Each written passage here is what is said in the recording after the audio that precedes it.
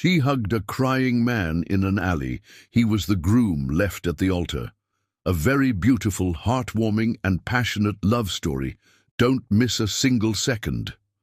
If you don't like the introduction, you can skip it and start reading the story. Hi, my very beautiful, great, loyal, and worth more than gold and diamond family. How are you, my precious ones? May your hearts be filled with love, joy, and unshakable peace. A powerful prayer for my beautiful family. Heavenly Father, I come before you with gratitude for my precious family. Bless them with strength, peace, and endless joy. Remove every burden, open doors of success, and let their hearts be filled with love.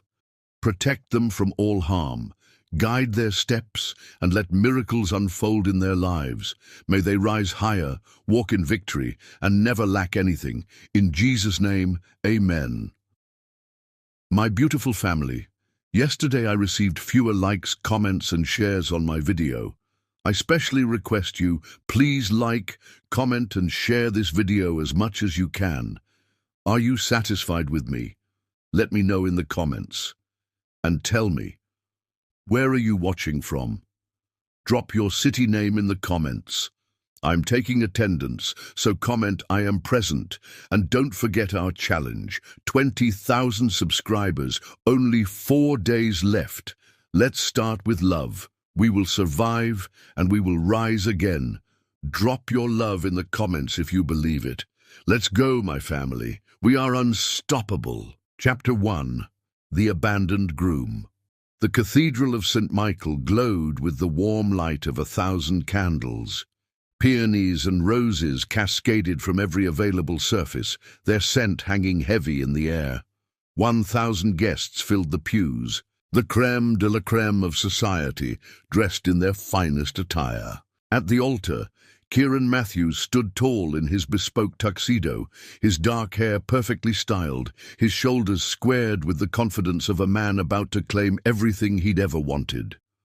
The string quartet transitioned to Pachelbel's canon. The massive oak doors opened.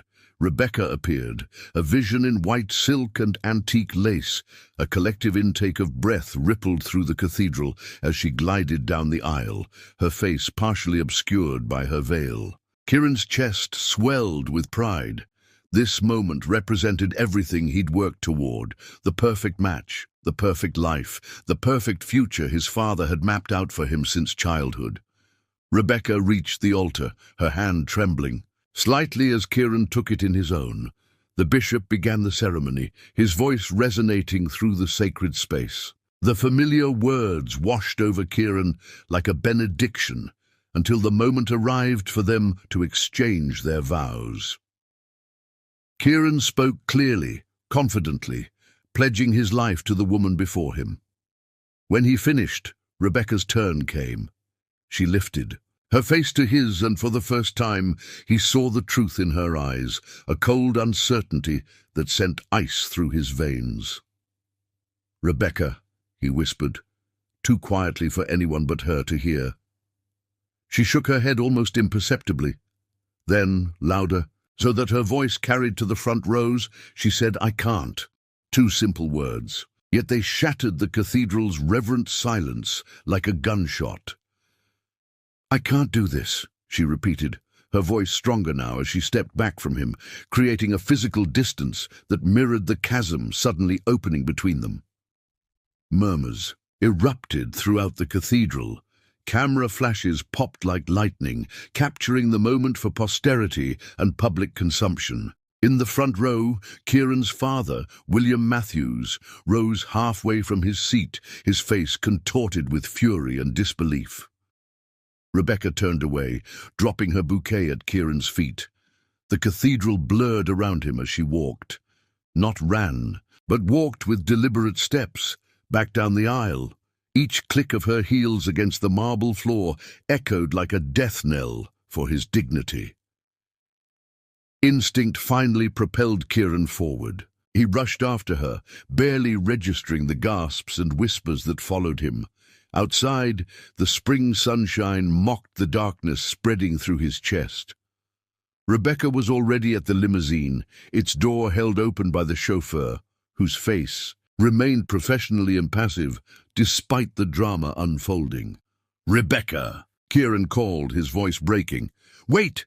She paused, 1 foot already inside the vehicle. When she turned, her expression held something worse than anger or disdain. It held pity.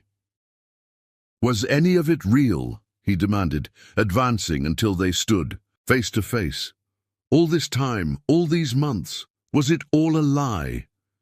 Rebecca sighed, a sound so small yet devastating in its finality.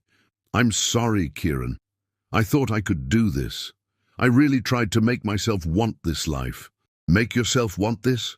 Make yourself want me, you mean?" The realization struck him like a physical blow. "You never loved me." "I wanted to," she replied, her composure perfect even in this moment of destruction. "You're everything anyone should want, but I just—" She glanced away. "I can't pretend anymore." Before he could respond, she slipped into the limousine, the door closing with a soft, expensive thud. Through the tinted window he caught a glimpse of her removing her veil, her movements efficient, as though erasing him from her life was simply another task to complete. The car pulled away, crushing the scattered rose petals beneath its tires. Kieran stood immobile as the limousine disappeared around the corner. Behind him, the cathedral doors opened as guests began to emerge, hungry for details of the scandal.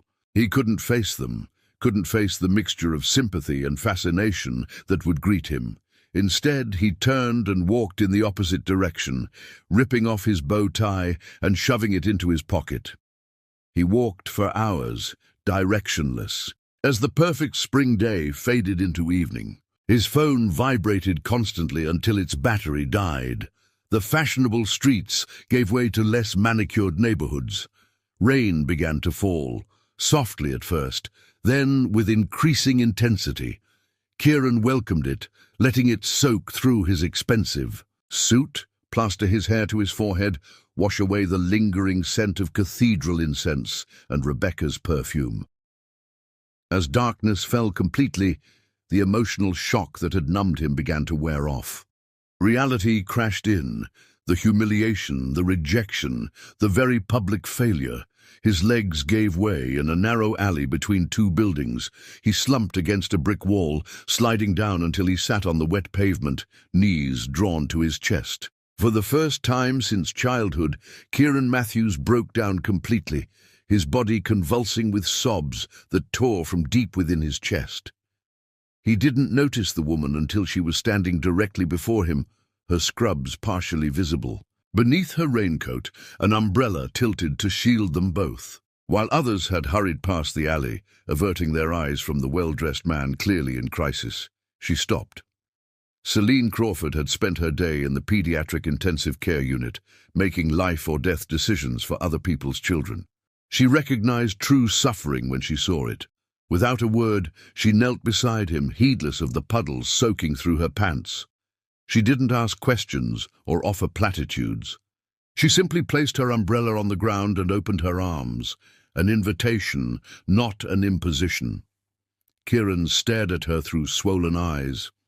In this stranger's face, he saw no judgment, no curiosity, only a calm compassion that reached through his despair. With a shuddering breath, he leaned forward, allowing himself to be embraced. Celine held him firmly, one hand moving to the back of his neck in a gesture both protective and grounding. His forehead dropped to her shoulder, his body surrendering to the simple human comfort she offered. The rain continued to fall around them, creating a curtain that separated this moment from the rest of the world. "Breathe," she whispered, the first word spoken between them. "Just breathe." Kieran inhaled deeply, drawing air into lungs that felt crushed beneath the weight of his shattered expectations. In the arms of this stranger, on this rain-soaked night that should have been his wedding night, he found the first, fragile moment of peace. Not healing, not yet, but the essential stillness needed for healing to eventually begin. Neither of them knew it then, but this chance encounter in the darkness would become the foundation upon which both their lives would be rebuilt. For now, there was only this, two strangers connected by compassion, the rain washing away the past, making space for whatever might come next. Chapter 2. Unexpected Connection. "You're shivering." These were Celine's first words to Kieran. After they'd sat in silence for nearly 20 minutes, her arms still around his shoulders, his breathing gradually steadying beneath her touch. The rain had lessened to a gentle patter, but both were thoroughly soaked. "I know a place," she continued, her voice low and steady. "Just around the corner, warm lights, strong coffee, no questions asked." Kieran looked up, really seeing her for the first time. Dark hair pulled back in a practical knot, intelligent eyes, the slight shadows beneath them suggesting the long hours of her profession. Her scrubs peeked out from beneath her raincoat, pale blue with the logo of Mercy General Hospital embroidered on the pocket. "Why are you helping me?" His voice emerged rough, unfamiliar to his own ears. Celine's smile held no pity, only a simple human kindness. "I'm a doctor. I can't walk past someone in pain." She stood, offering her hand. After a moment's hesitation, Kieran took it, allowing her to pull him to his feet. The world tilted briefly, exhaustion and emotional trauma taking their toll.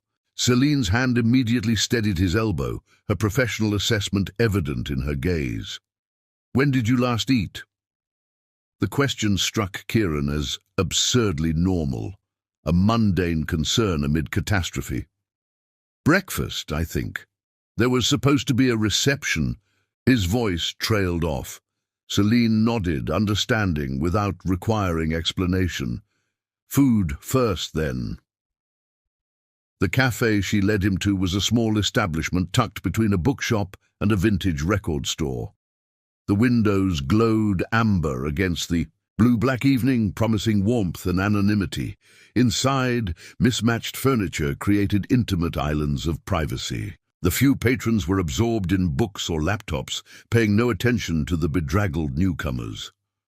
"Samir?" Celine called quietly to the barista, a young man with kind eyes who greeted her with obvious familiarity. "2 coffees, please. And whatever's warm in the kitchen." She guided Kieran to a corner table, partially concealed by a bookshelf. Under the warm lights, she saw the full devastation in his face, the face that had appeared on society pages and business magazines, now unrecognizable in its vulnerability. She didn't comment on his identity, offering instead the mercy of treating him simply as another human being in distress. "I'm Celine, by the way," she said, shrugging off her wet raincoat.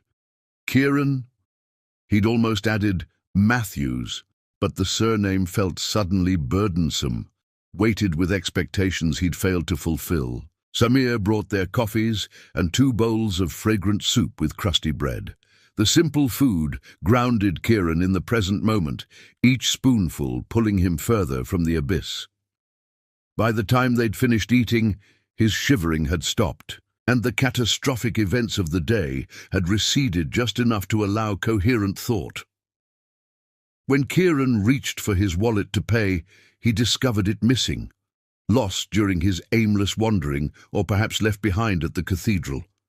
The realization crystallized his humiliation. Dropped at the altar, wandering the streets like a vagrant, and now unable to pay for a simple meal. He felt his face burn with shame. Celine's response changed everything.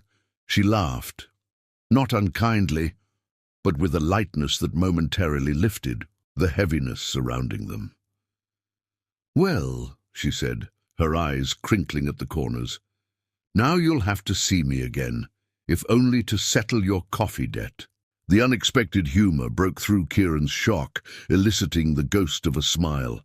"I always pay my debts." "I'm counting on it."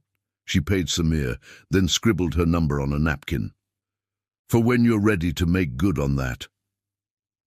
"I don't know how to thank you," Kieran said, pocketing the napkin carefully. "Don't thank me yet. The coffee was mediocre at best." Her gentle teasing normalized the abnormal, offering him a lifeline back to ordinary human interaction. Outside, the rain had stopped. Celine hailed a taxi, insisting on seeing him safely to his home despite his protests. As the cab pulled up to his penthouse building, she didn't comment on the obvious wealth it represented. "Will you be all right?" she asked, her professional concern evident. Kieran considered lying, then decided she deserved his honesty. "No, not tonight, but maybe tomorrow." She nodded, understanding the truth of recovery, not a destination, but a direction. Tomorrow, then, one day at a time. As the taxi pulled away, Kieran stood watching until its taillights disappeared. Only then did he enter his building, nodding mechanically to the doorman, who discreetly avoided mentioning his disheveled appearance, or the day's very public events. Inside his penthouse, evidence of his wedding preparations assaulted him, Rebecca's favorite flowers arranged in anticipation of bringing her home as his wife, champagne chilling, the suitcases packed for their Maldives honeymoon. He ignored it all, stripping off his ruined clothes and standing under the shower until the hot water ran cold. Sleep eluded him. At dawn, he found himself on his balcony, watching the city awaken beneath him. His phone, newly charged, exploded with notifications, concerned messages from friends, business associates demanding updates on deals that had hinged on his marriage alliance with Rebecca's family, voicemails from his father radiating fury and disappointment. Among them all, only one message caught his attention, an unknown number. "Breathing helps, one breath at a time." Celine. He hadn't given her his number. She must have programmed it into her phone while he was paying for the taxi. The simple message contained no platitudes, no demands for explanation, no thinly veiled curiosity. Just practical advice from someone who understood suffering. 3 days later, as video of his wedding disaster trended online, as tabloids speculated wildly about Rebecca's reasons for leaving him, as his father's calls became increasingly threatening, Kieran finally responded to Celine's text, "I owe you coffee, and about 1,000 breaths." Her reply came within minutes, "I accept payment in both currencies." He called her that evening, intending only to arrange a meeting to repay her kindness, perhaps buy her dinner as thanks. Instead, they talked for hours. In her voice, calm, occasionally humorous, utterly without agenda, Kieran found a respite from judgment, a space where his pain didn't define him completely. "Do you make a habit of rescuing strangers?" he asked toward the end of their conversation. "Only the ones who look like they might be worth saving," she replied, and though he couldn't see her, he could hear the smile in her voice, not flirtatious, but warmly human. For the first time, since Rebecca had walked away from him, Kieran felt a quiet spark of something that wasn't pain, not hope, not yet, but the possibility that hope might, someday, return.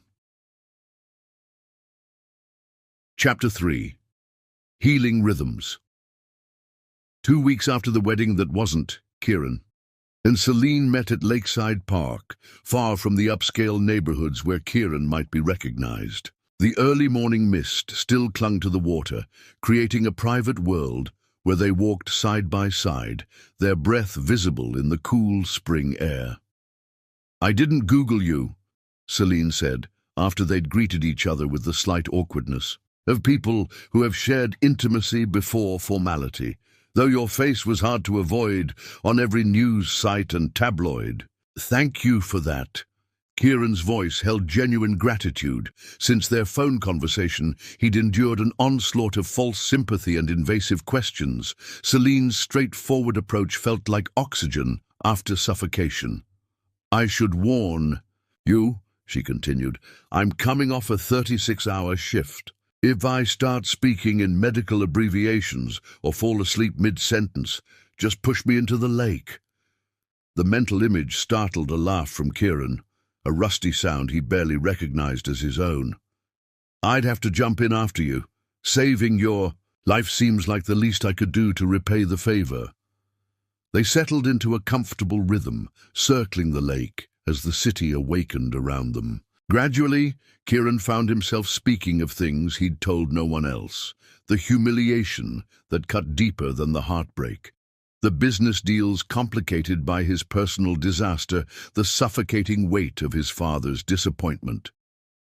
"The wedding was his idea, you know," Kieran admitted as they paused to watch a family of ducks navigate the water.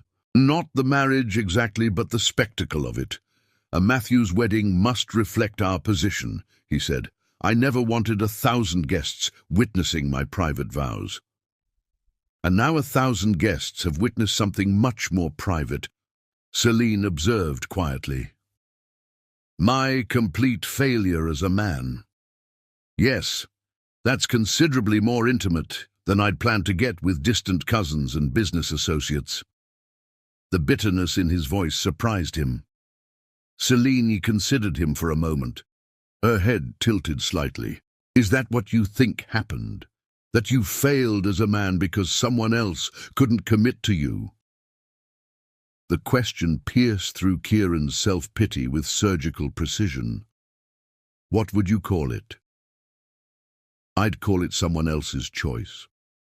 One you couldn't control." She turned back toward the lake, giving him space to process her words. "Every day in the trauma ward, I see people whose lives changed in an instant. Car accidents, violence, sudden illness.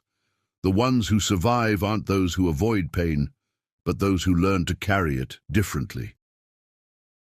The simplicity of her perspective shifted something in Kieran's understanding of his situation. Not removing his pain, but reframing it, not as his failure, but as an event he'd endured. He studied her profile, wondering what experiences had shaped her wisdom. "Do you always dispense life philosophy with your medical care?" he asked, resuming their walk. "Only on Sundays," she replied with a small smile. "The rest of the week, I just stitch people up and send them on their way." Their meetings became a ritual. Sunday mornings in the park, Wednesday evenings at an obscure bookstore cafe where the owner knew Selena and reserved their corner table without comment. In these spaces, Kieran rediscovered parts of himself buried beneath his public persona and his relationship with Rebecca. He learned that Selena lived in a small apartment filled with medical texts and carefully tended plants, that she stress-baked at midnight after difficult shifts, that she could recite Pablo Neruda poems in both Spanish and English. She shared stories of her patients, never breaking confidentiality, but conveying the courage she witnessed daily in children facing unimaginable challenges.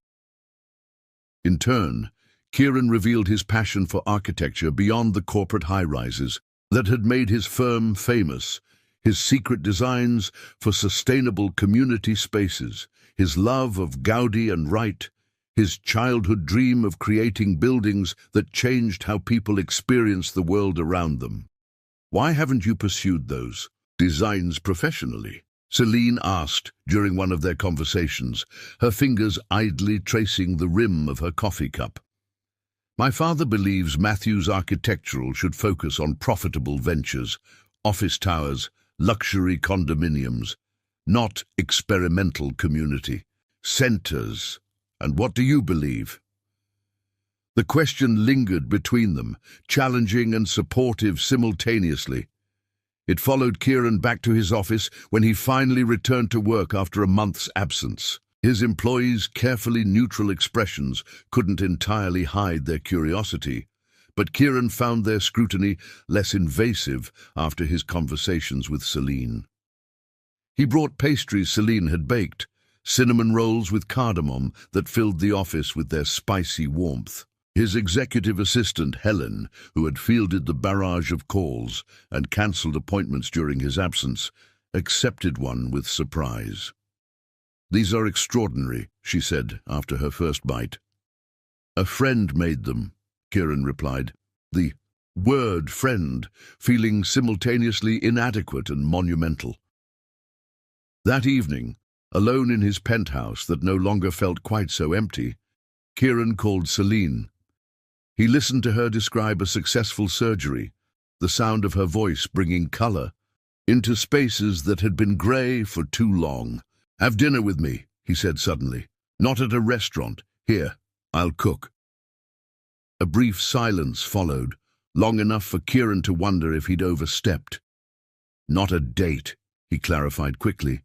"Just, I'd like to cook for you for once." "You cook?" The surprise in her voice made him smile. "Another hidden talent. Along with my ability to recite all major architectural movements in chronological order. Now that I have to hear." Her laughter eased the moment's tension. "Text me your address. I'll bring wine." As he ended the call, Kieran recognized the significance beneath the simple invitation, a threshold being crossed from refuge to something deliberately chosen. For the first time since Rebecca had walked away from him at the altar, he felt a stirring of anticipation for the future, tentative but real. Not because Celine had rescued him, but because she had shown him he was worth rescuing. And perhaps, more importantly, that he could rescue himself. Chapter 4. Deepening Currents. Kieran's penthouse occupied the top floor of a sleek glass tower he'd designed early in his career. Floor-to-ceiling windows framed panoramic views of the city, while the interior balanced minimalist elegance with unexpected warmth. Handcrafted furniture, textured fabrics, art carefully selected from local creators rather than big names. It was a space that revealed more about Kieran Matthews than any interview ever had. Celine arrived precisely at 7, a bottle of wine in one hand and a small potted herb in the other. Standing in his doorway, she appeared different from their casual meetings, her dark hair loose around her shoulders, a simple blue dress replacing her usual practical attire. The transformation wasn't dramatic, just a subtle shift that reminded Kieran she existed outside their carefully constructed neutral spaces. "For your kitchen," she said, handing him the plant. "Thai basil. Nearly impossible to kill, which makes it perfect for someone who spends as many hours at work as you probably do." The thoughtfulness of the gesture caught Kieran off guard. "How did you know I have houseplants?" "You mentioned caring for them helps you think. Besides, your balcony garden is featured in Architectural Digest." Her smile turned slightly sheepish. "Okay, so maybe I Googled you a little? Taking advantage of my digital footprint while maintaining your mystique?" Kieran led her into the open-concept kitchen where preparations for their meal were already underway. "That's hardly fair, Dr. Crawford. If it helps, there's embarrassingly little about me online. One publication from a medical journal and a 5-year-old photo from a hospital fundraiser." Celine moved naturally into the kitchen space, examining the ingredients arranged on the marble countertop. "Impressive. I half expected you to be heating up something pre-made while pretending to have cooked it." Wounded, Kieran placed a hand over his heart in mock offense while uncorking the wine. "My mother believed every man should know how to prepare at least 5 excellent meals. She taught me before she died." The casual mention of his mother shifted the atmosphere subtly. It was the first time Kieran had referenced her absence, a piece of personal history not included in his public profile. Celine accepted the glass of wine he offered, her eyes acknowledging the significance without pressing for details. "What's on the menu?" she asked instead. "Risotto with wild mushrooms, seared scallops, and asparagus."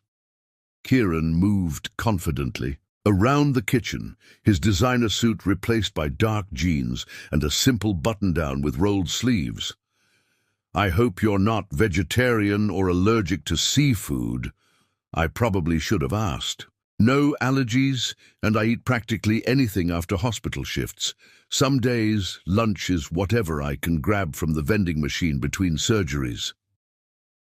They fell into an easy rhythm as Kieran cooked and Celine assisted, their conversation flowing naturally between subjects. The initial awkwardness of being in his personal space dissolved as the apartment filled with the aromas of garlic, wine, and simmering stock. "You rarely entertain here, do you?" Celine observed, noting the pristine condition of rarely used serving pieces. What gave it away? Everything's too perfect. Lived-in spaces have imperfections, a scratch on the counter, a slightly worn spot on the sofa. Kieran nodded, acknowledging her perception. "I prefer to keep my private space separate from my public life. Business entertaining happens at restaurants, family obligations at my father's estate." "And former fiancés?" The question slipped out before Celine could reconsider its propriety. Kieran's hands stilled momentarily over the risotto he was stirring. Rebecca preferred her own apartment downtown. She found this place too architectural. Her word, not mine. "That's like saying a book is too literary," Celine replied, drawing a smile from Kieran. She meant it lacked the traditional elements she'd grown up with. Crystal chandeliers, antique furniture, family portraits lining the hallways. He resumed stirring, his rhythm unbroken. "I designed this space to reflect light and shadow throughout the day." Rebecca never stayed long enough to notice how the sunset transforms the living room, or how moonlight creates patterns across the bedroom floor. The observation contained no bitterness, only the clarity of retrospective understanding. Celine recognized it as the kind of insight that comes only after emotional distance has been achieved.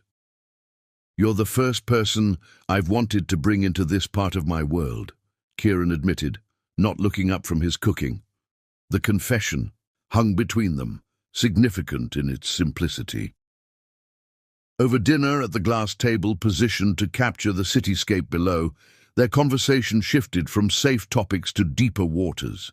The excellent food and wine created an atmosphere of intimacy that encouraged disclosure. "My mother died when I was 12, Celine said, responding to Kieran's earlier revelation about his own mother. "Pancreatic cancer. My father raised me, himself, an English professor who suddenly had to learn how to deal with everything, from my first period to college applications. He did well, clearly. He taught me strength through gentleness.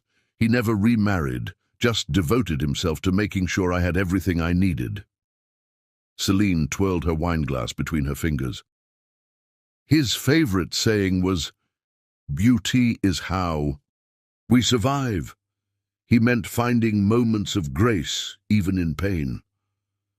"Is that why you became a doctor? To find grace in pain?" "Partly. And partly because I couldn't save my mother, so I decided to save everyone else I could." She offered the admission without self-pity. "What about you? Why architecture?" "My father is a third-generation real estate developer with a clear vision of the Matthews legacy. Architecture was the compromise. I could create, but within parameters. He considered practical." Kieran's expression revealed the complexity of his relationship with his father. Being his only son comes with expectations. The wedding was just one of them. And now?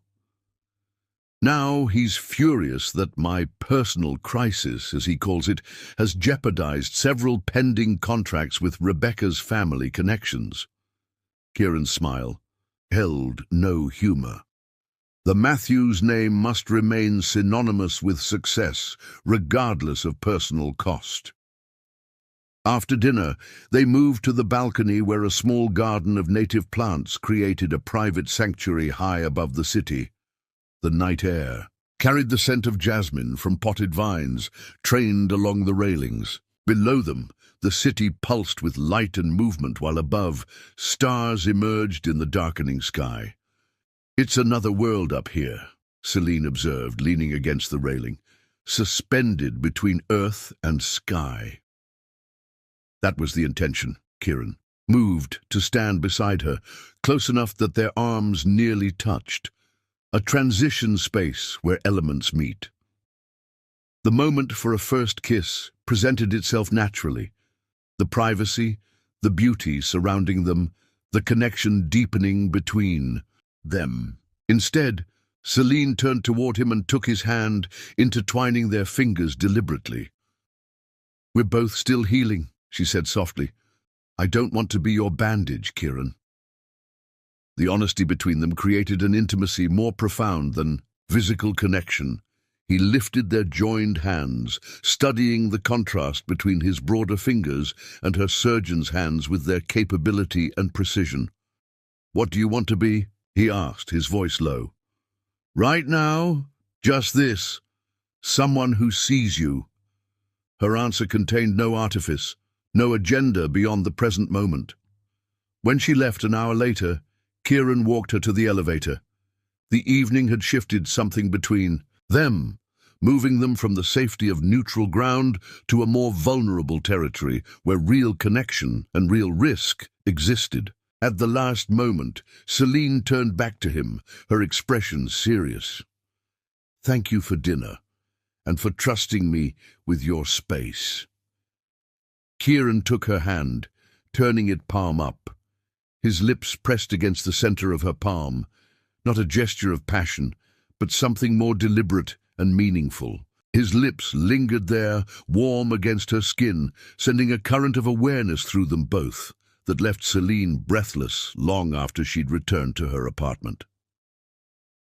"Thank you for seeing me," he said simply. The elevator doors closed between them, but the connection remained, a living thing now, with possibilities neither had anticipated when they'd first met in a rain-soaked alley 6 weeks before. Chapter 5. Storm Clouds. The photograph appeared in the society section of the Sunday paper exactly 2 months after Kieran's aborted wedding. The image itself was innocuous, Kieran holding the door of an upscale Italian restaurant as Celine exited, their expressions animated in conversation.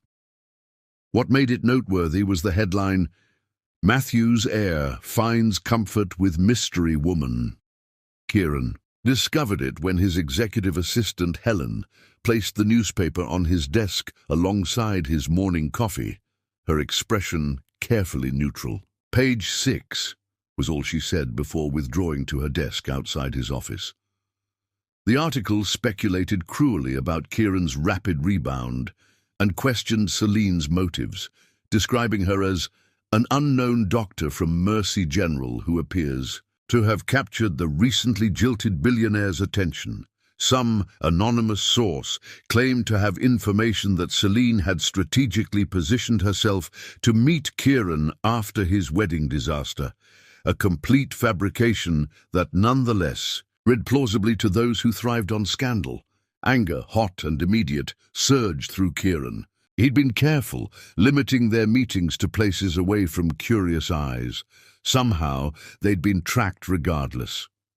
He reached for his phone to warn Celine before she encountered the article, but a text from her arrived first. "My patience. Parents are asking if I'm dating that poor man from the news. We need to talk." The hospital administration had expressed concern about Celine's public profile potentially affecting the institution's reputation. Though no direct threat to her position was made, the implication was clear. Drama was unwelcome in a department dealing with critically ill children. She relayed this to Kieran that evening in his penthouse, her voice steady despite the tension evident in her shoulders. "I built my reputation on being unflappable in crisis," she explained, pacing the length of his living room. "Parents trust me with their children's lives because I project complete competence and control. Now I'm being viewed through this tabloid lens, the mysterious woman who caught the rich man on the rebound." "I'm sorry," Kieran said, the inadequacy of the words frustrating him. My name comes with this baggage. I should have been more careful. It's not your fault. Neither of us did anything wrong. Celine stopped pacing, turning to face him directly. But the reality is, your world operates differently from mine. In your sphere, this kind of attention might be uncomfortable but expected. In mine, it potentially undermines years of professional credibility. Before Kieran could respond, his phone chimed with a notification. He glanced at it automatically, then stiffened. Rebecca's name appeared on his screen for the first time since she'd left him at the altar. "What is it?" Celine asked, noting his reaction. "Rebecca." The name felt strange on his tongue after weeks of deliberately not speaking it. "She's texting me congratulations on moving on so quickly." Celine's expression remained neutral, but Kieran didn't miss the slight tightening around her eyes. He opened the message, reading it quickly. Rebecca's words dripped with false sincerity and veiled insinuations about Celine's intentions. She mentioned her own growing regrets about leaving him, suggesting that perhaps she had acted too hastily, words designed to reopen wounds just beginning to heal. "She's married now," Kieran said, setting his phone face down on the coffee table. "The article mentioned it. She eloped to Bali with someone from her graduate program. Apparently they'd been secretly involved for months before our wedding." The information landed between them like a physical object, reshaping the emotional landscape they navigated. Celine sat on the edge of the sofa, her professional composure momentarily slipping to reveal genuine concern. "How do you feel about that?" she asked, the question direct without being invasive. Kieran considered his response carefully, wanting to give her his honest assessment rather than the answer that might ease the moment. "Less than I would have expected 2 months ago. It confirms what I already suspected, that her feelings for me had died long before she left me at the altar." "And your feelings for her?" "Complicated. Not love. Not anymore." He joined her on the sofa, maintaining a deliberate space between them.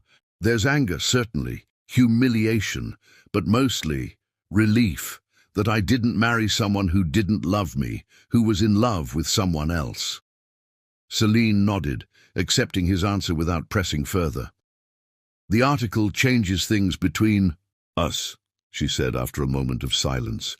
"We need to be clear about what we're doing here." The statement wasn't a rejection, but a doctor's precision applied to an emotional situation, identifying the condition before determining treatment. Kieran respected her directness, even as he felt anxiety rising at the potential loss of their connection. "What are we doing here, Celine?" He turned the question back to her. "You've been careful to keep this friendship platonic. Is that still what you want?" "I don't know." Her honesty was refreshing amid the manipulation and speculation surrounding them. "I care about you, Kieran, more than I expected to. But I've built my life around my career, my independence. I can't become a footnote in someone else's narrative, the woman who consoled the abandoned groom."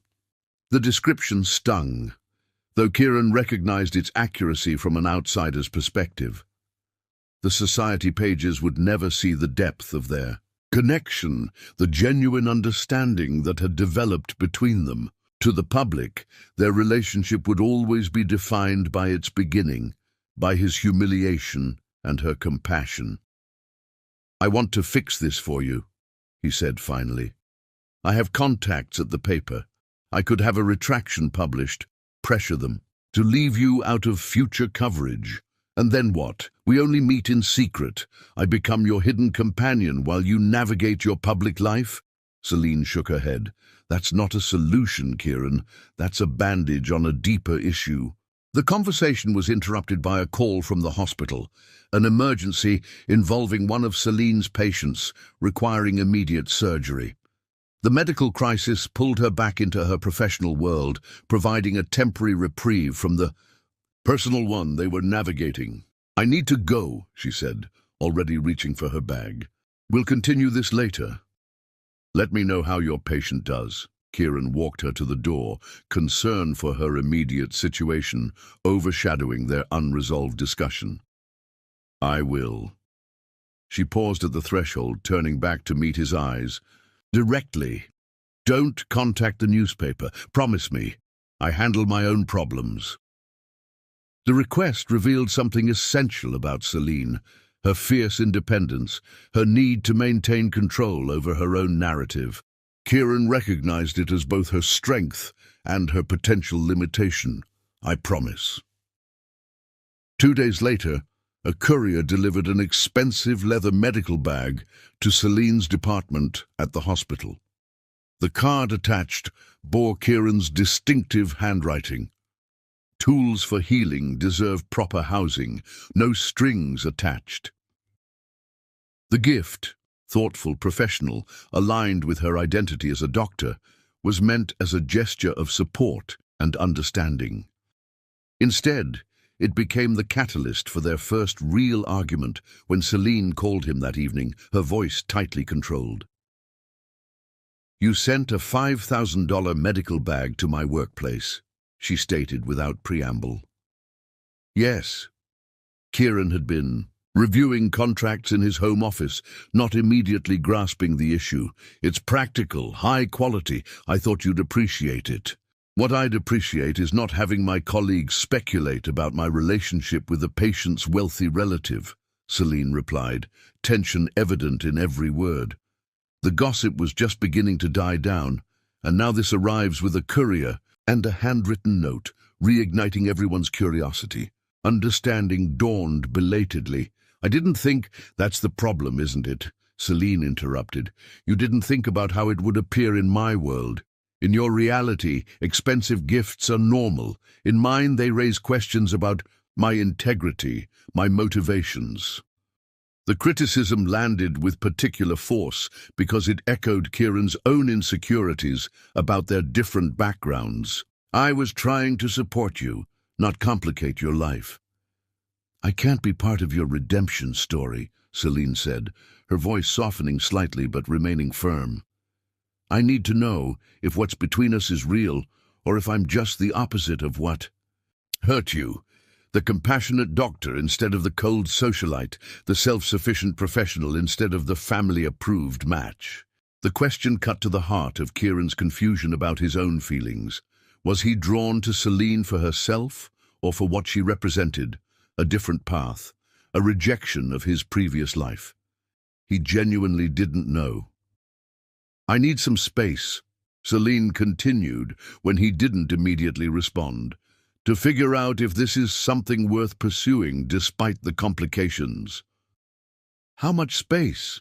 Kieran asked, trying to keep the desperation from his voice. I don't know that either. Her honesty, even in this painful moment, remained her greatest strength. I just know I can't be what you need right now, while also being what my patients need, what I need for myself. After they disconnected, Kieran stood at his balcony overlooking the city, the night sky obscured by gathering storm clouds that matched his internal landscape. 3 floors below, he spotted a photographer with a telephoto lens trained on his building. Another reminder that privacy was a luxury his position rarely afforded. Inside, his phone chimed with a message from his father. Dinner tomorrow, non-negotiable. We must discuss damage control regarding your recent PR situation. The external pressures mounted as his personal connection to Celine, the one genuine relationship in his life, threatened to slip away. For the first time since she'd found him in that alley, Kieran felt truly alone with his pain, unsure how to bridge the gap between their worlds without compromising either. Chapter 6. Separate Reflections. For 3 weeks, they didn't speak. No texts, no calls, no accidental meetings in neutral territory.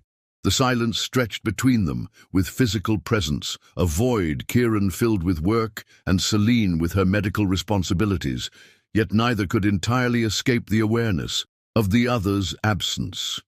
Kieran threw himself into the international design competition for a new children's hospital wing at Mercy General, Celine's hospital. The project had been announced months earlier, before their paths had crossed, but now it carried personal significance beyond professional ambition. Working through nights, fueled by coffee and the need to channel his emotions into something constructive, he created spaces that reflected everything he'd learned from Selina about healing environments. His design incorporated natural light, streaming through strategically placed windows, gardens where patients could feel connected to the outside world even during long-term treatment, private alcoves where families could find moments of peace between crises. The staff areas included quiet rooms for doctors to decompress after difficult cases, spaces Kieran knew Celine would appreciate from her descriptions of catching brief naps in supply closets during 36-hour shifts. "This is different from your usual work," Helen observed when he shared the preliminary designs with his executive team. "More human." The comment might have offended him once, suggesting his previous designs lacked humanity. Now he recognized the truth in it. Buildings should serve people, not the other way around. The philosophy felt right in a way his father's emphasis on prestigious addresses and imposing facades never had. In the solitude of his drafting room, Kieran realized how profoundly Celine's perspective had influenced him.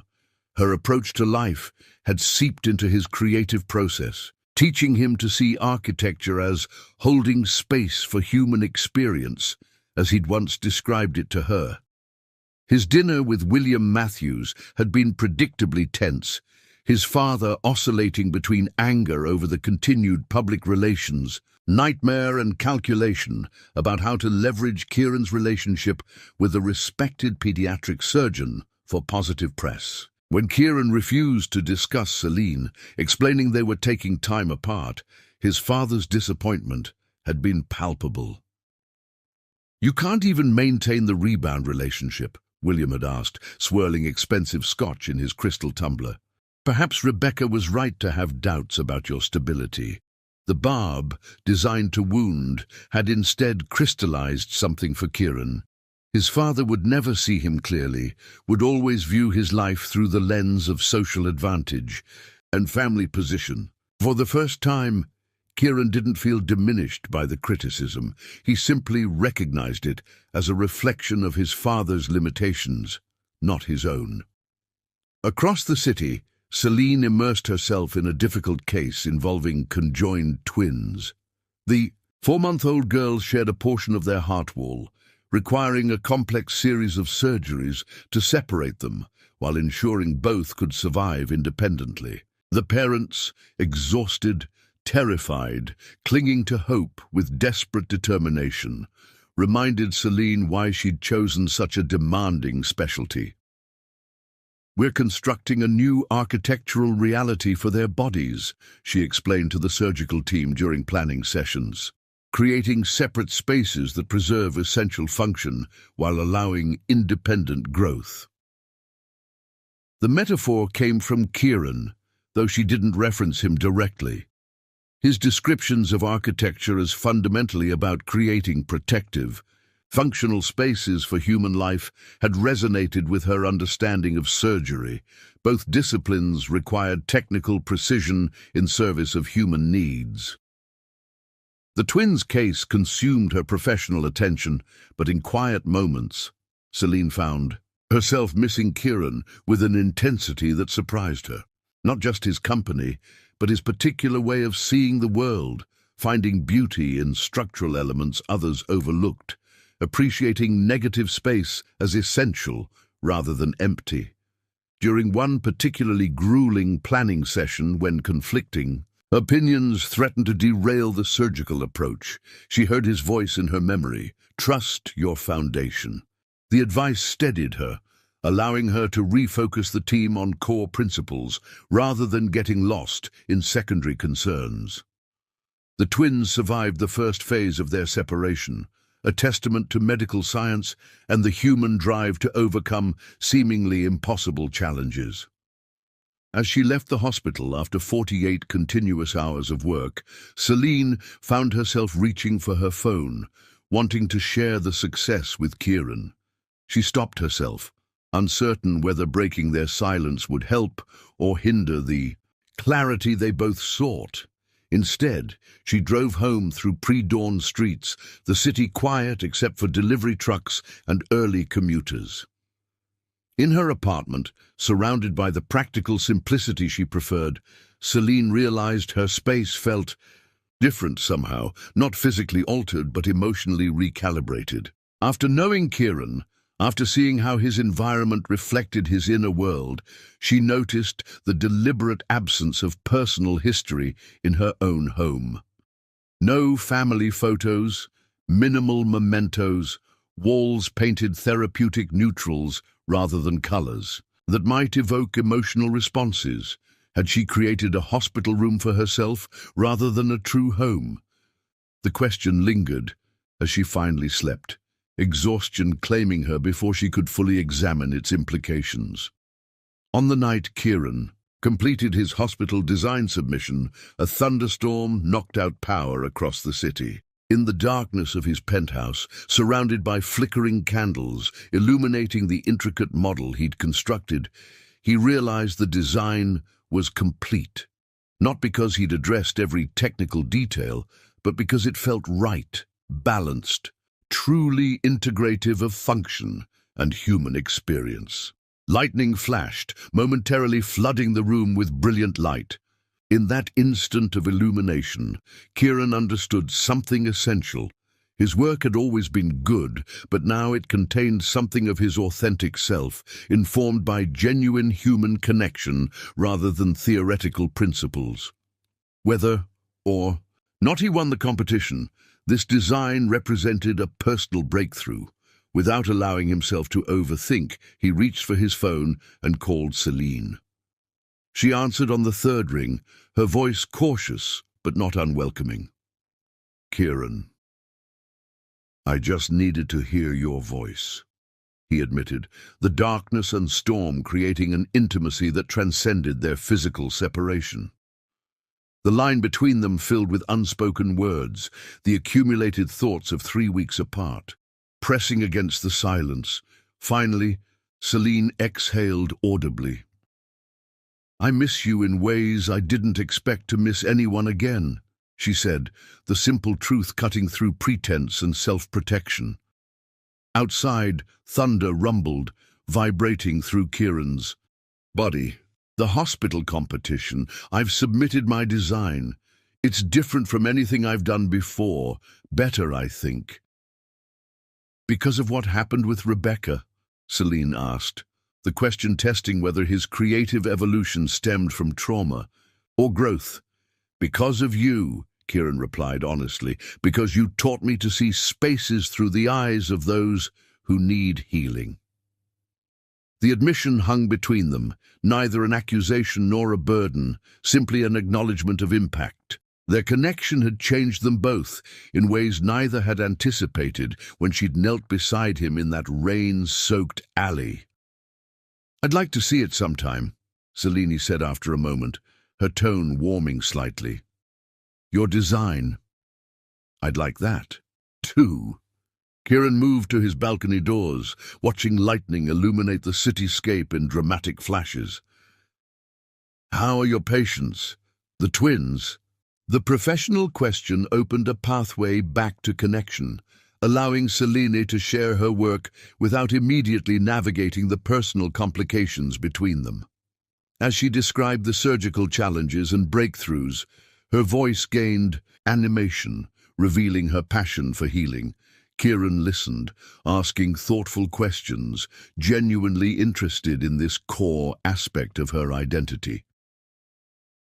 When the power returned hours later, they were still talking, their conversation having moved gradually from professional subjects to more personal reflections. They made no definitive plans, set no expectations, simply re-established the connection that had been temporarily suspended. "We should talk in person," Kieran said as they prepared to end the call. "When you're ready."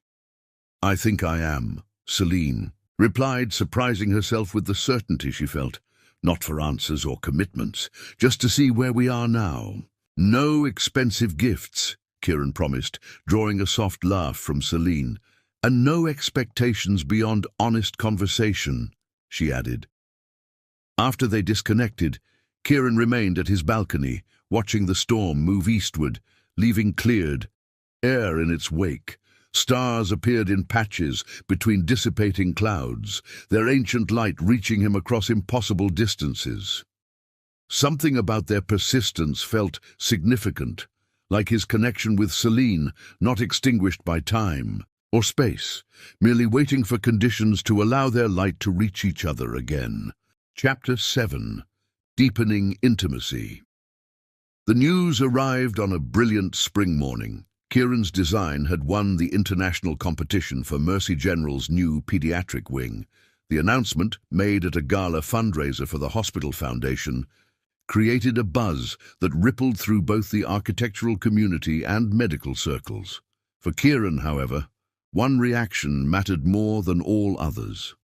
Celine attended the gala as a department representative, her professional role requiring her presence regardless of personal complications. Dressed in a simple midnight blue gown that transformed her from harried surgeon to elegant woman, she moved through the crowd with practiced poise, discussing medical needs with potential donors while avoiding the social politics that dominated such events. When Kieran's name was announced as the competition winner, her eyes found him automatically across the crowded ballroom. He stood on the stage, impeccable in his tuxedo, accepting the honor with a grace that belied the personal turbulence of recent months. As he described his vision for healing spaces that served patients, families, and medical staff with equal consideration, Celine recognized her own influence in his words, not because he credited her, but because his understanding now incorporated perspectives she'd shared during their conversations. Their gazes connected briefly as he concluded. His remarks, the moment, though fleeting, conveyed mutual recognition that transcended their separation. When Kieran stepped down from the stage, he was immediately surrounded by congratulatory colleagues and hospital board members eager to discuss implementation details. Celine remained at a distance, allowing him his professional triumph without complication. Later, as the evening wound toward conclusion, they finally stood face to face near the terrace doors, the first time they'd been in physical proximity since their argument weeks before. "Congratulations," Celine said simply. "Your design is extraordinary." "Thank you." Kieran's eyes searched hers, looking beyond professional courtesy for her genuine reaction. "I meant what I said in my speech. Understanding healing from multiple perspectives transformed the concept." Before they could continue their conversation, William Matthews approached, his commanding presence drawing attention from nearby guests. Impeccably dressed and imposingly tall, he emanated the authority of a man accustomed to deference. His assessment of Celine was barely disguised beneath social pleasantries. "Dr. Crawford, I presume." His handshake was firm, evaluative. "I've heard a great deal about your work with pediatric patients, Mr. Matthews." Celine met his gaze directly, neither intimidated nor overly impressed by his position. "Your son's design will make a significant difference for the children in our care." Yes, Kieran has always had talent, when properly directed. The comment, ostensibly complimentary, carried an undercurrent of control that didn't escape either listener. Kieran's posture stiffened almost imperceptibly. "She's why this design works," he told his father, his voice level but resolute. "She taught me to see spaces through the eyes of those who need healing." The public acknowledgement of her influence, something Kieran had carefully avoided in His official remarks to prevent fueling gossip revealed his priorities more clearly than any private declaration could have. William's expression flickered with surprise before resuming its practiced neutrality. "Then the hospital is fortunate to have both your contributions," he replied diplomatically, though his evaluating gaze suggested the conversation wasn't concluded. In his mind, "If you'll excuse me, the board chairman is signaling for my attention."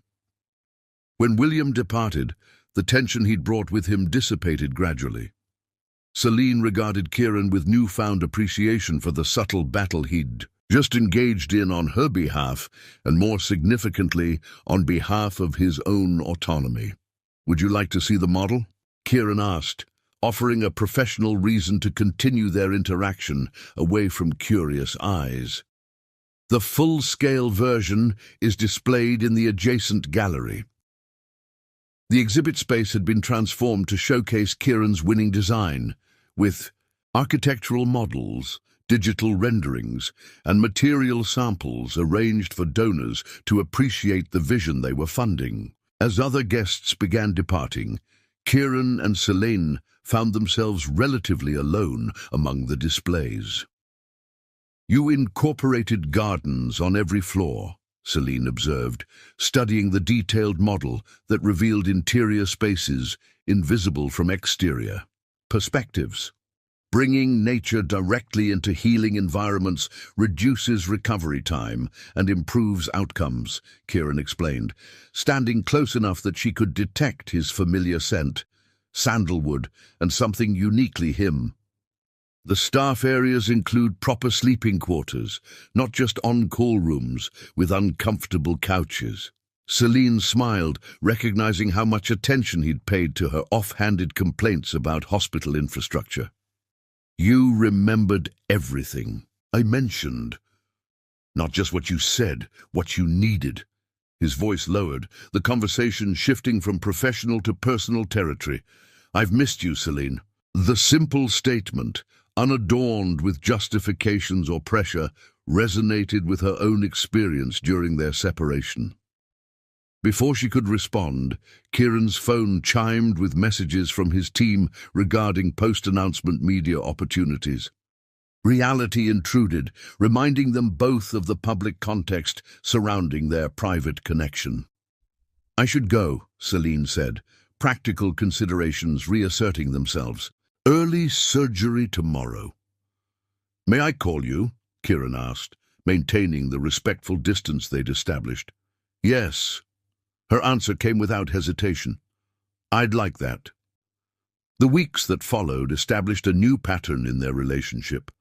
As Kieran began consulting regularly with the hospital on implementing his design, their professional collaboration provided structure for rebuilding their personal connection. They met in conference rooms to discuss technical requirements, shared coffee in the hospital cafeteria between Celine's surgeries, gradually re-establishing trust without explicitly addressing the unresolved questions between them. When Celine's father visited the city for his 6-month cardiac checkup, Kieran joined them for dinner at Celine's invitation. James Crawford, a slender man with his daughter's perceptive eyes and gentle demeanor, observed their interaction with understated interest. "So you're the architect," he said, when Celine stepped away to take an urgent call from the hospital. "Celine mentioned you're designing the new children's wing." "I am." Kieran felt unexpectedly nervous, recognizing the importance of this man's opinion to Celine. "Your daughter's insights were invaluable to the concept." "Celine has always seen what others miss," James commented, stirring his tea thoughtfully. "Even as a child, she noticed details adults overlooked. How light fell through leaves, how certain sounds affected different people. Her mother was the same way." The mention of Celine's mother, a subject Kieran knew remained tender despite the years since her passing, indicated a level of acceptance he hadn't anticipated. "She speaks very highly of you," Kieran offered, hoping to reciprocate the openness James had shown, "as she does of you." James studied him with gentle assessment. "Not just your professional work, though that clearly impresses her. She mentioned how you listen, really listen, when she speaks. Before Kieran could respond, Celine returned, apologizing for the interruption. The conversation shifted to lighter topics, but something had changed in the dynamic between the three of them, an unspoken acknowledgement that connections were forming beyond casual friendship.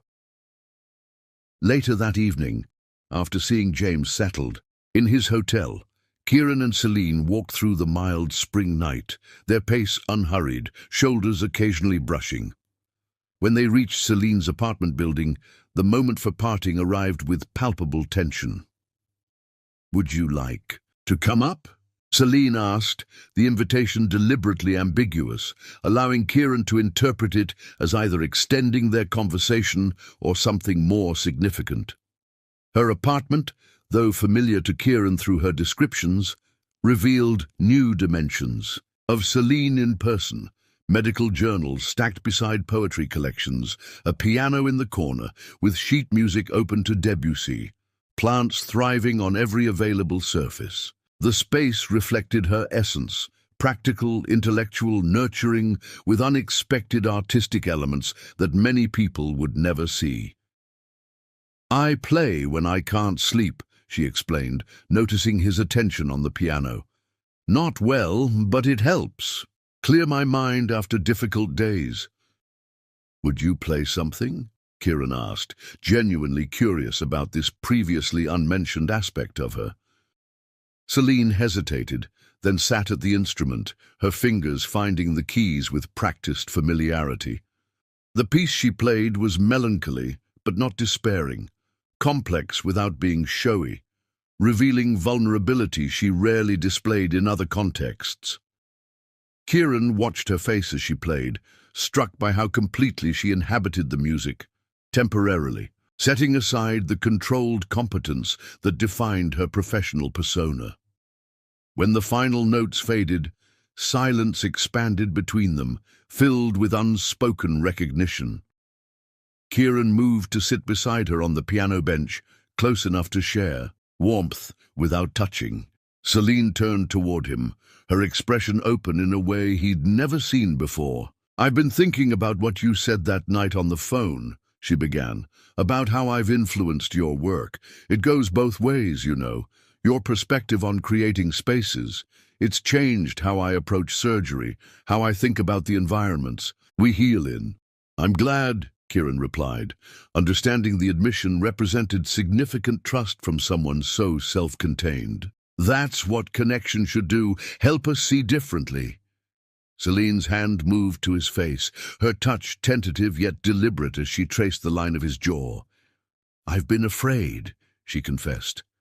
"Not of you, but of this, of wanting someone, enough that losing them would matter."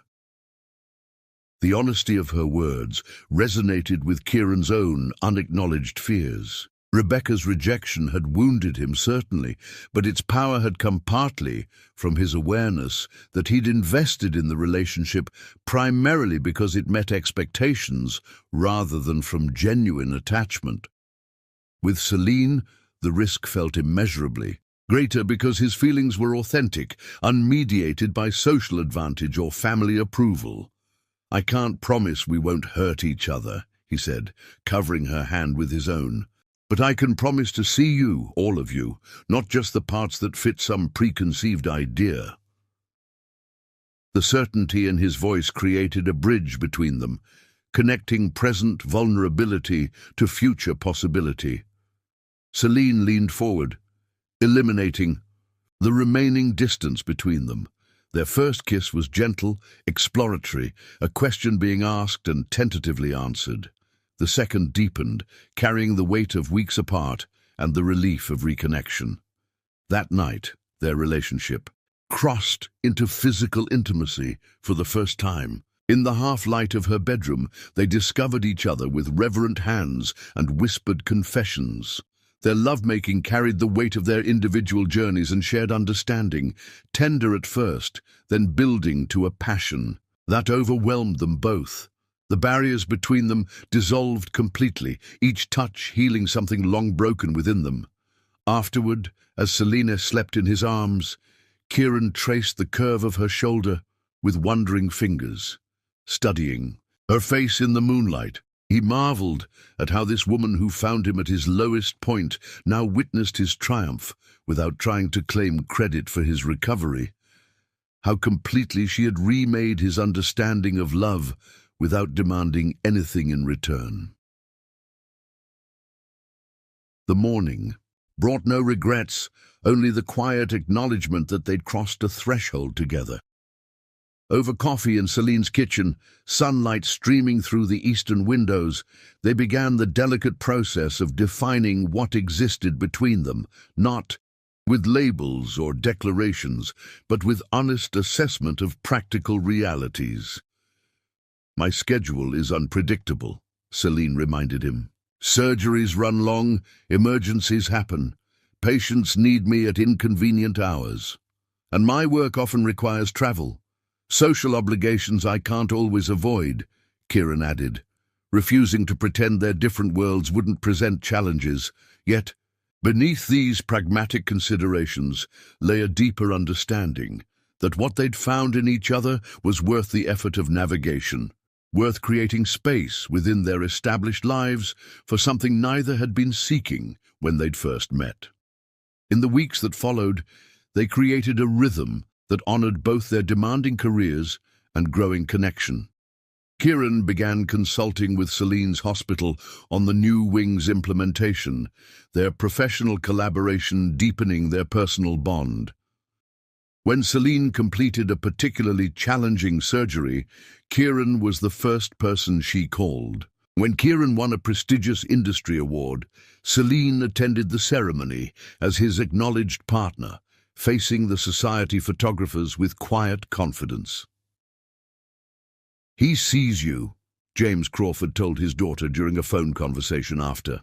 "Returning home, not just the doctor, not just the woman, all of you." The observation, coming from the person who knew her best, confirmed what Celine had already recognized.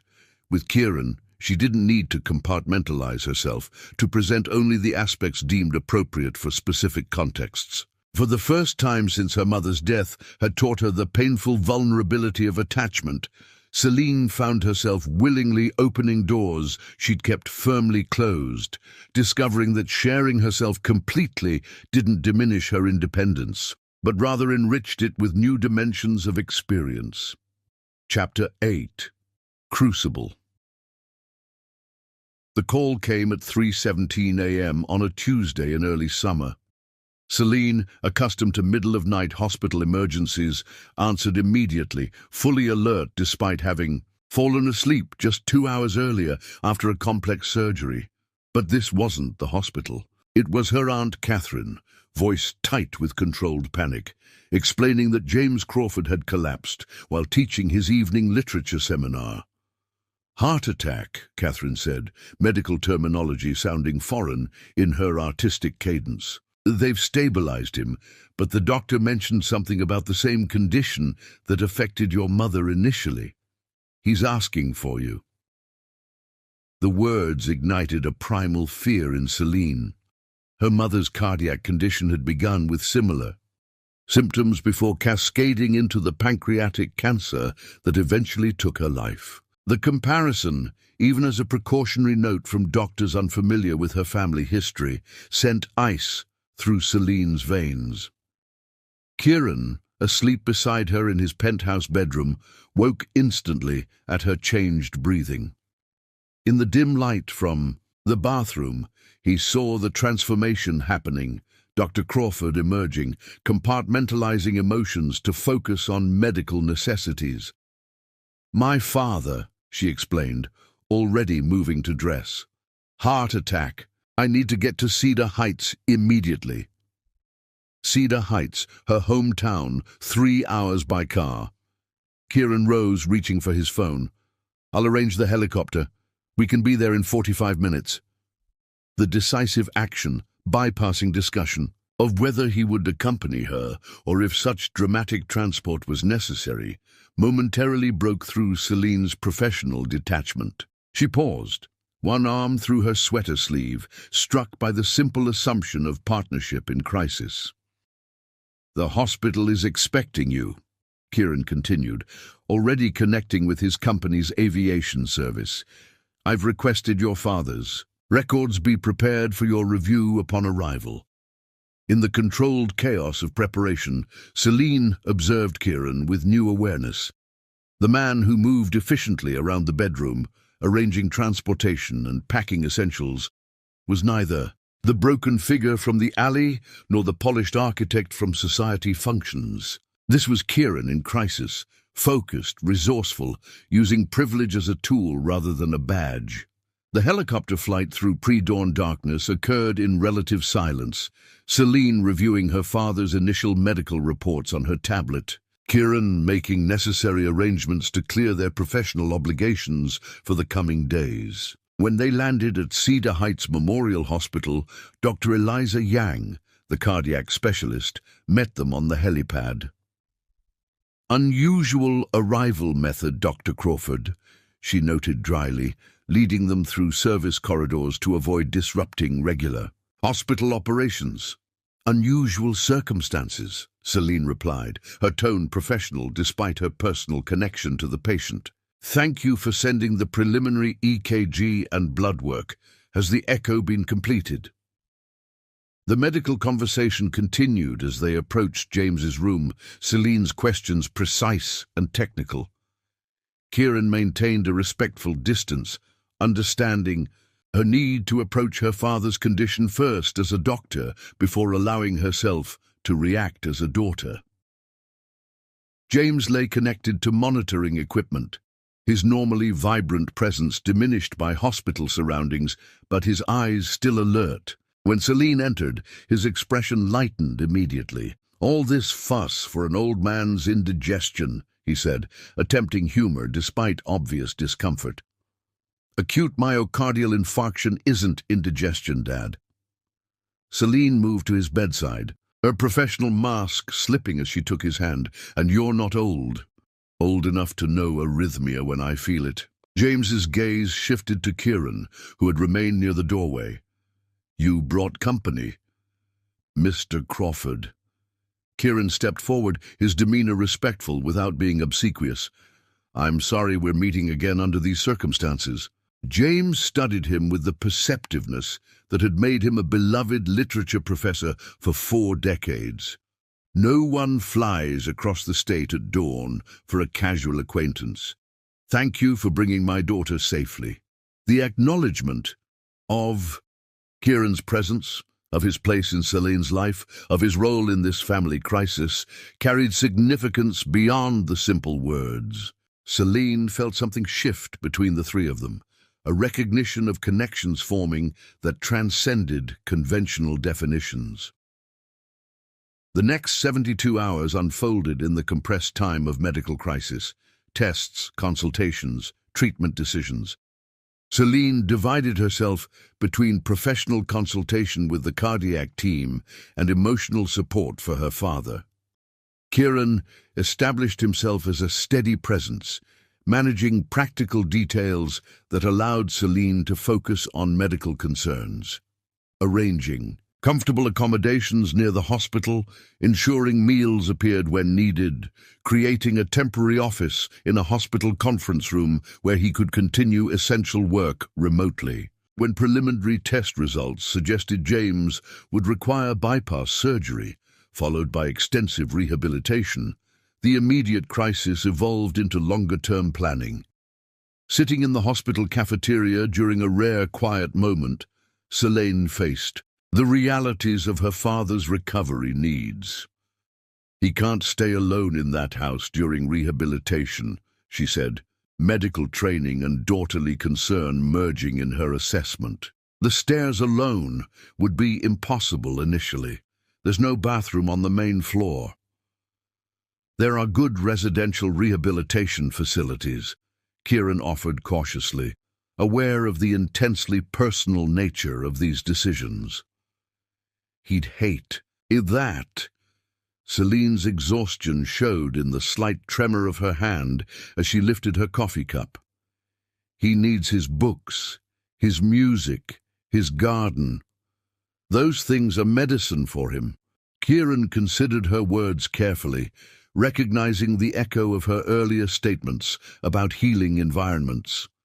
What if we modified the house, made it accessible during his recovery?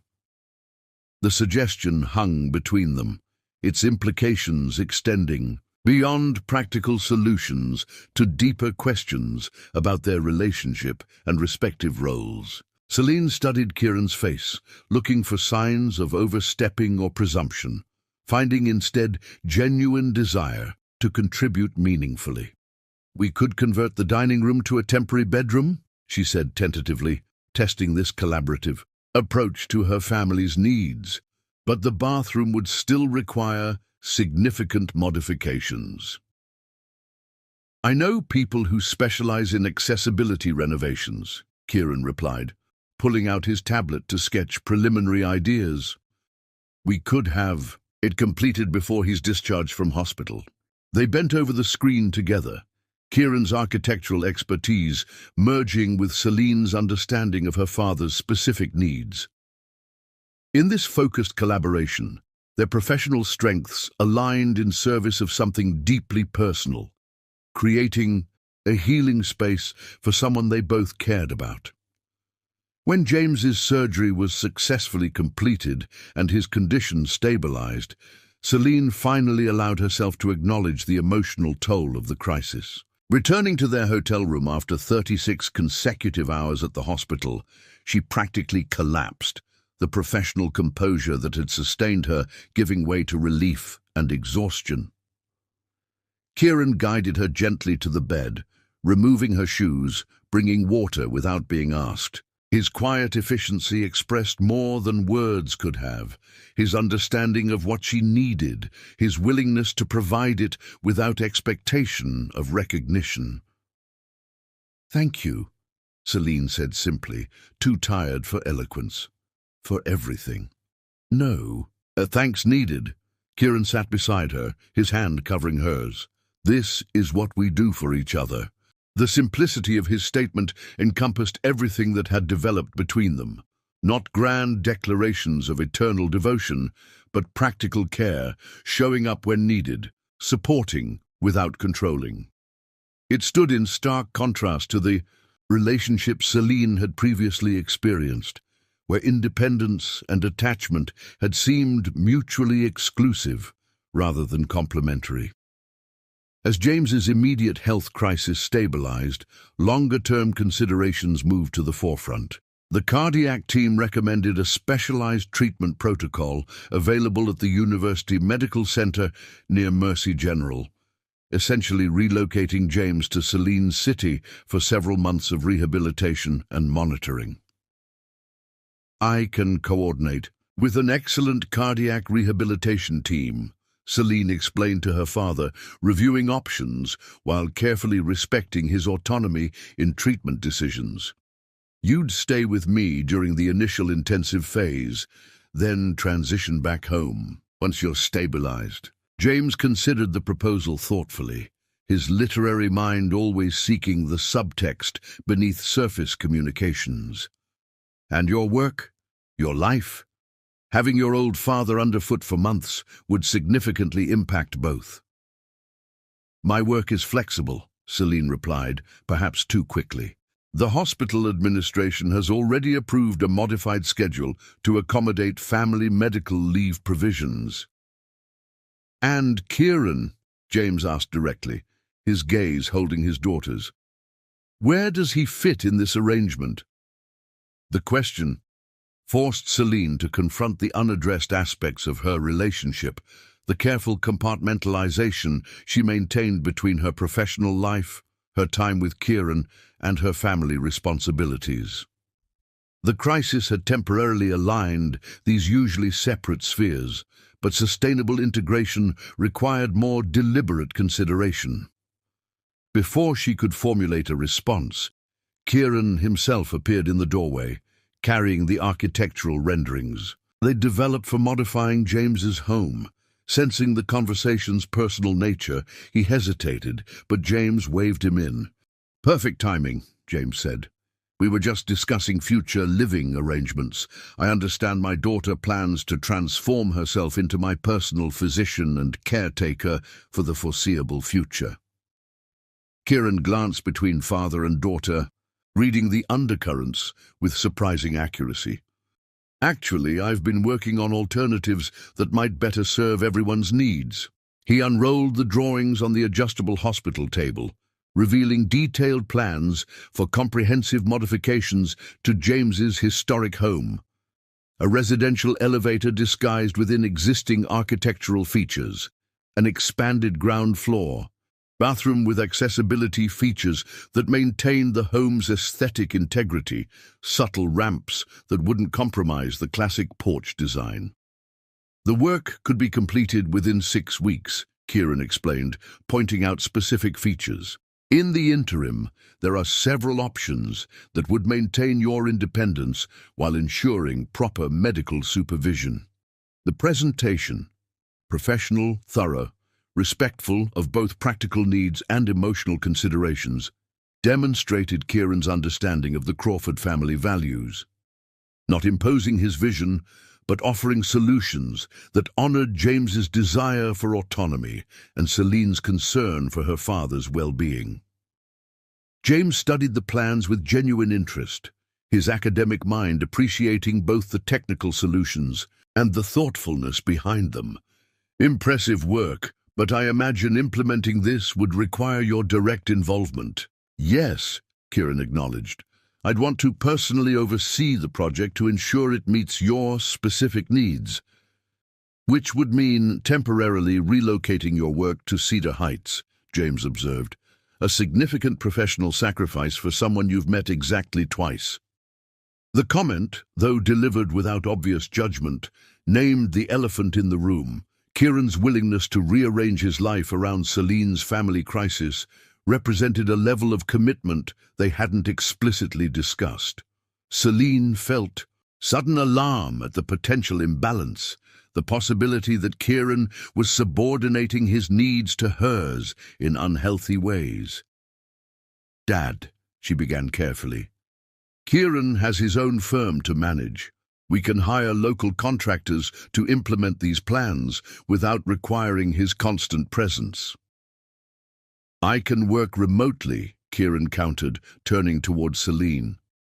"The hospital project is in development phase, which can be managed from anywhere. My team is fully capable of handling day-to-day operations in my partial absence."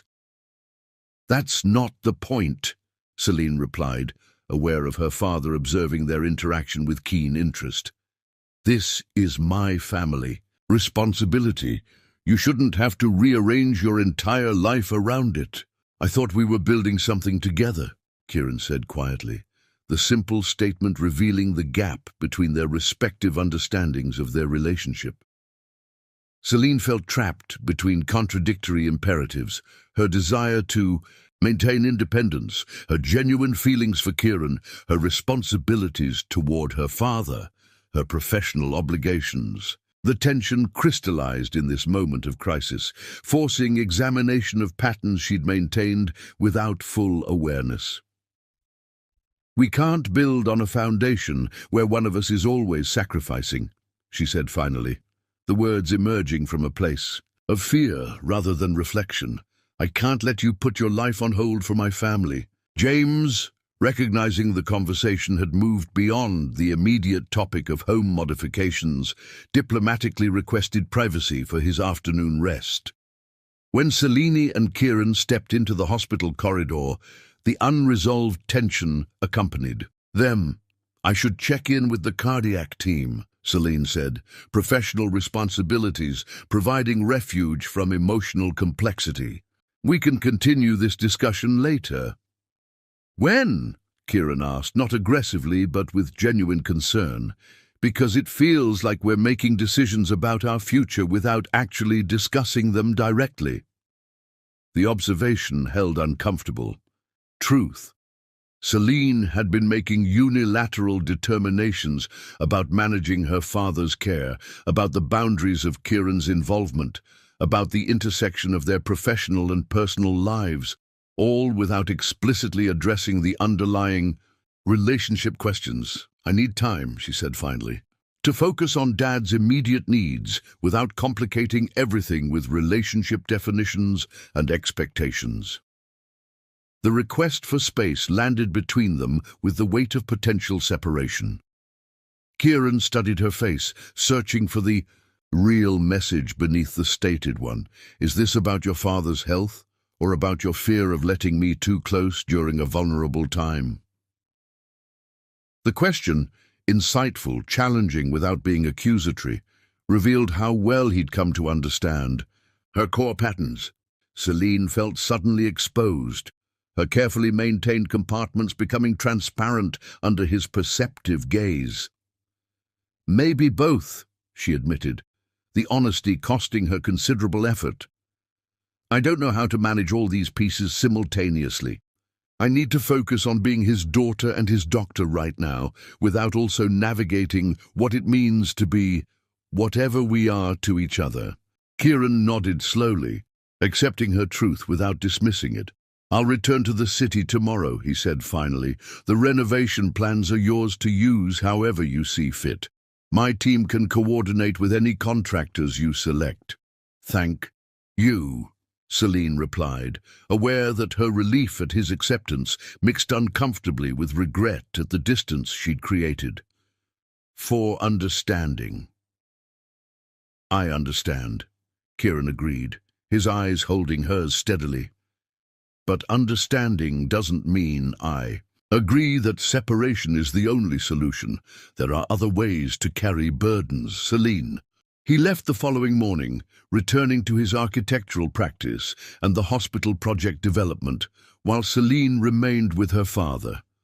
Their communication dwindled to practical updates and occasional phone calls that maintained connection, without addressing the fundamental questions suspended between them.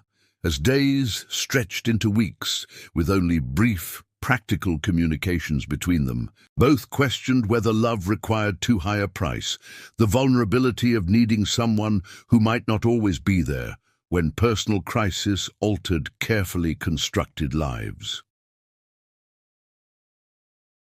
Chapter 9. Revelation. A month into their separation, with James's conditions stabilized and rehabilitation progressing steadily, Celine received an unexpected call from her father's neighbor. "There's someone at your dad's house," Mrs. Whitaker reported, her tone blending concern with curiosity. "A team of workers and a well-dressed man directing them. Your father gave them access, but I thought you should know." Puzzled and slightly alarmed, Celine drove immediately to her childhood home. The scene that greeted her defied immediate comprehension. A construction crew efficiently installing what appeared to be an exterior elevator shaft designed to blend seamlessly with the Victorian architecture. Landscapers modifying the garden pathways to eliminate steps while preserving the aesthetic integrity, and standing amidst this coordinated activity, conferring with the project foreman, was Kieran. He wore no suit today, instead dressed in casual, clothes appropriate for a construction site, his attention completely absorbed in reviewing technical specifications.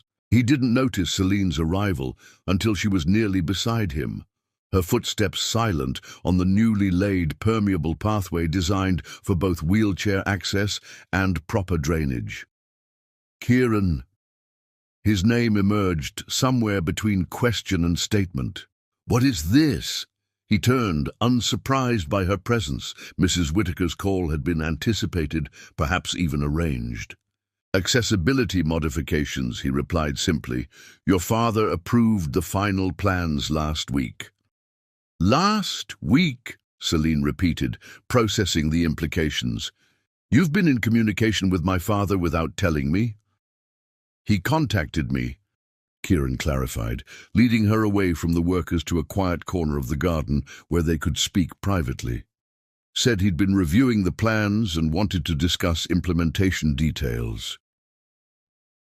The revelation that her father and Kieran had established independent communication shifted Celine's understanding of the situation. She'd been operating under the assumption that her absence had created corresponding distance between Kieran and her family responsibilities. Instead, it appeared connections had continued developing without her mediation. "Why didn't you tell me you were coming here?" she asked, her tone more confused than accusatory. "Would it have made a difference?" Kieran's question contained no bitterness, only genuine inquiry. "You asked for space to focus on your father. I've respected that. This project doesn't require your involvement or approval. It's between James and me, professional to client." The sad distinction he drew between their personal relationship and this practical collaboration challenged Celine's tendency to view situations as all-or-nothing propositions. Before she could formulate a response, the front door opened, and James appeared using a walker, but moving with more confidence than she'd seen since his surgery. "Celine," he called, genuinely pleased by her unexpected visit. "Come see what Kieran's team has accomplished inside. The bathroom is completely transformed, but they preserved all the original tilework I was concerned about losing." James's enthusiasm was unmistakable, his academic mind clearly engaged by the technical challenges and creative solutions the renovation presented. As he guided Selene through the modifications, pointing out how each addressed specific needs while respecting the home's historic character, she observed something she hadn't fully appreciated before: her father's deep desire to maintain independence, his fear of becoming a burden to her, his need to remain in the space that contained decades of memories with her mother. The renovation Kieran had designed honored these emotional requirements as carefully as the physical ones. The residential elevator was disguised within existing architectural features, maintaining the home's aesthetic while providing essential accessibility. The expanded bathroom incorporated medical necessities without resembling a hospital room. Throughout the house, subtle modifications created safety without suggesting disability or dependence. When they reached James's study, Celine found it transformed into a temporary bedroom that would allow him to remain surrounded by his books during the initial recovery phase. A specially designed desk accommodated both his academic work and the medical monitoring equipment he would temporarily require. "Kieran understood immediately what I couldn't articulate," James explained, settling carefully into his favorite chair. "That I needed this house to remain a home, not become a sick room. That maintaining my identity as a scholar matters as much to my recovery as proper cardiac care." The observation illuminated something essential about Kieran's approach: not imposing solutions based on technical requirements alone, but seeking to understand the human experience within the spaces he created. It was the same insight he'd applied to the children's hospital design, the quality that had initially drawn Celine to his perspectives beyond their personal connection.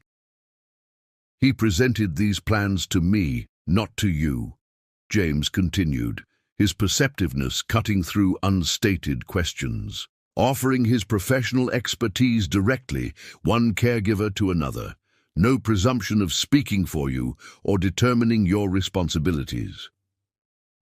The clarification shifted Celine's understanding of Kieran's actions, not overstepping boundaries or attempting to manage her family obligations, but offering specific skills where they could be useful while respecting her autonomy. The distinction represented a more sophisticated understanding of support than she'd previously experienced in relationships. "May I speak with you alone?" she asked her father after they'd completed the tour. James nodded, intuiting the conversation's importance. When they were private in his study, Celine voiced the question that had been forming since discovering Kieran's presence. "Did you arrange this deliberately? Getting him involved again?" I contacted an exceptional architect about necessary modifications to my home, James replied, his academic precision intentional rather than evasive.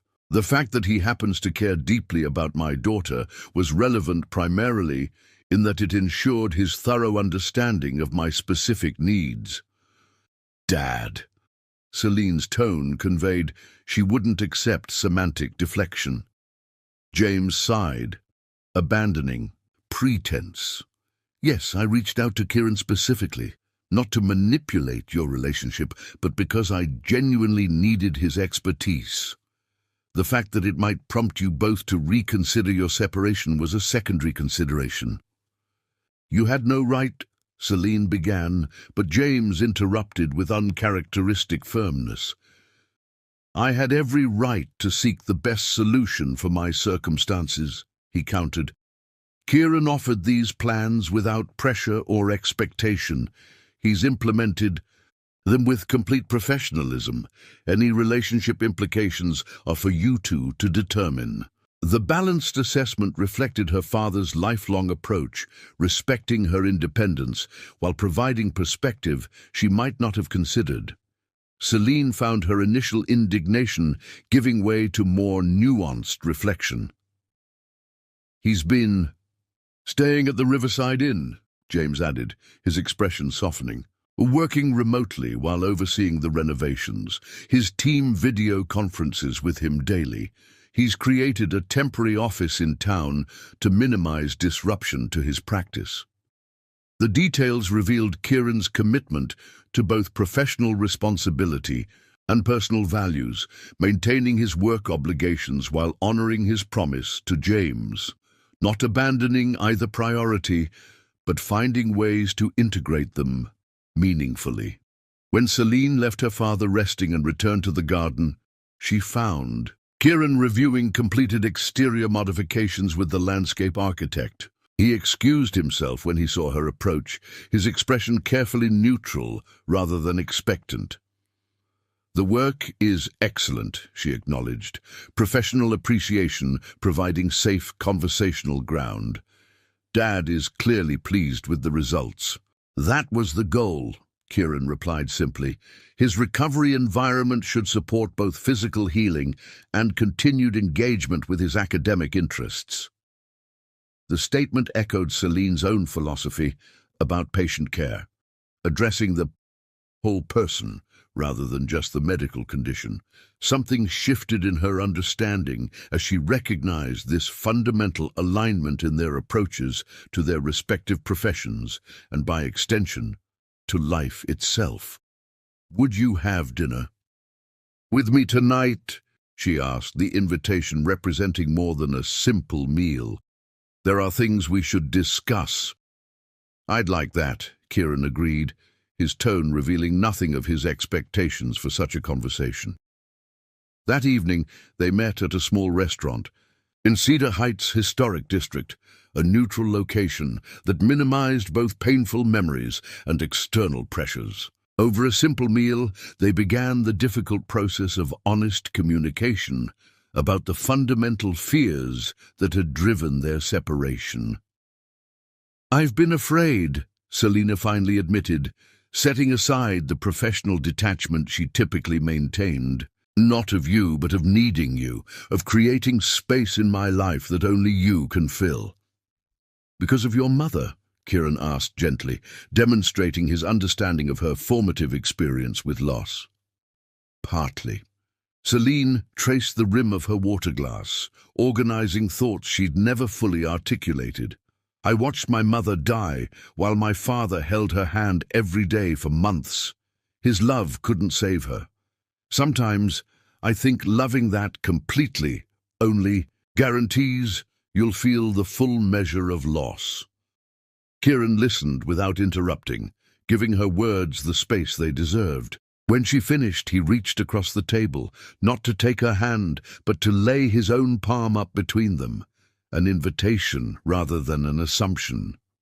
The warranty on love has never been forever, he told her, his voice steady. It's just for today, renewed each morning, we choose it again. The simple framework, love as daily choice rather than permanent state, offered Celine a perspective she hadn't considered. Not guarantees of perpetual presence, but the intentional decision to remain connected through whatever circumstances arose. "When I saw what you'd done for my father," she continued, placing her hand in his offered one, "I realized something important. You weren't trying to take over or solve my problems. You were offering your specific gifts in service of someone important to both of us." "That's partnership," Kieran replied, his fingers gently closing around hers. "Not merging into one unit, but bringing our individual strengths to shared concerns." They talked for hours, the restaurant emptying around them as they navigated this new understanding of their relationship. Not seeking impossible certainties about the future, but establishing a framework for moving forward together that honored both their connection and their individual identities. When they finally left, walking through the quiet streets of Cedar Heights, Celine brought Kieran to the small community garden where she'd spent hours as a teenager following her mother's death. In the moonlight, medicinal herbs and flowers created patterns of silver and shadow. "I came here when grief felt unbearable," she explained, leading him along familiar paths. "Something about watching things grow, knowing plants heal and provide medicine. It helped me believe recovery was possible." The sharing of this private sanctuary represented a new level of trust, not just facts about her past, but the emotional landscapes that had shaped her. Kieran received the gift with appropriate gravity, understanding its significance in their evolving relationship.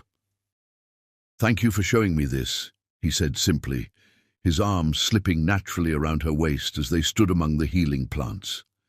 That night, they stayed at the Riverside Inn together, re-establishing physical intimacy with a depth enhanced by their emotional reconnection. Their lovemaking carried the tenderness of reunion and the passion of rediscovery, each touch affirming both the individual and the connection between them. In the morning, practical considerations reasserted themselves. Kieran's architectural practice required his attention. Celine's position at Mercy General awaited her return. James's rehabilitation would continue for months. Yet these logistical challenges no longer appeared as insurmountable obstacles, but rather as circumstances to be navigated together, each bringing their particular strengths to shared priorities. "I don't have perfect answers," Celine acknowledged, as they discussed immediate plans over breakfast. "I can't promise I won't sometimes need independence, won't occasionally retreat into professional detachment when emotions feel overwhelming." "I don't need perfect," Kieran replied, his hand covering hers on the table. "I just need real. The rest we figure out day by day."